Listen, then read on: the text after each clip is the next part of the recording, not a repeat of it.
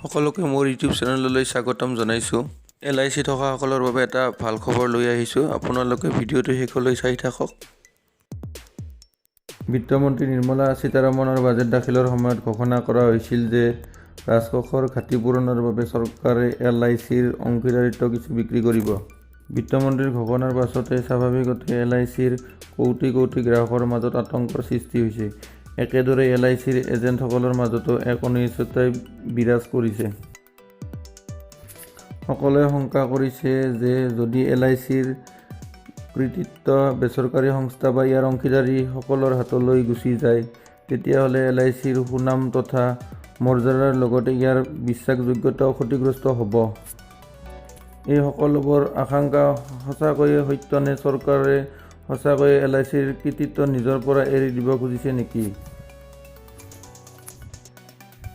এই সকলো বদ্ধমূল ধাৰণা ভুল প্ৰমাণিত কৰি LICয়ে বেচৰকাৰী সংস্থা নিয়ন্ত্ৰণলৈ যোৱাটো অমূলক।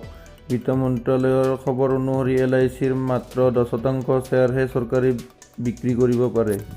উক্ত 10% বিক্ৰী কৰিলে চৰকাৰৰ লক্ষ্যতকৈ অধিক টকা ৰাজকোষলৈ আহিব।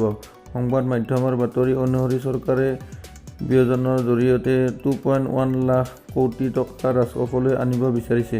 চৰকাৰে ইয়াৰ লক্ষ্য পূৰণ নিমিত্তে LICৰ উপৰি আন কেইবাটাও সংস্থা সাহায্য গ্ৰহণ কৰিব পাৰে।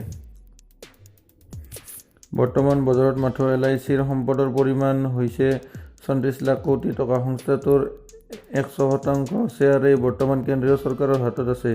চৰকাৰে যদি LICৰ 10% শ্বেয়াৰ বজাৰত বিক্ৰী কৰে, তেতিয়া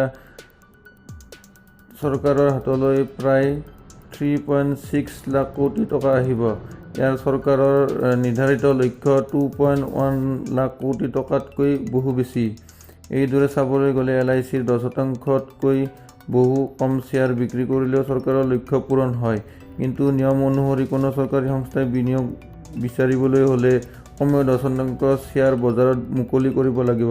সেয়েহে পৰ্যায়ক্ৰমে চৰকাৰে LICৰ 10% শ্বেয়াৰ বিক্ৰীৰ বাবে এৰি দিব পাৰে। LICৰ বাকী 90% শ্বেয়াৰ চৰকাৰৰ হাতত থাকিবই। মোৰ ভিডিঅ'টো চাই ভাল লাগিছে যদি মোৰ চেনেলটো ছাবস্ক্ৰাইব কৰি দিয়ক আৰু লগতে বেল আইকনটো বজাই দিয়ক এনেবোৰ ভিডিঅ' পাই থাকিবলৈ হ'লে।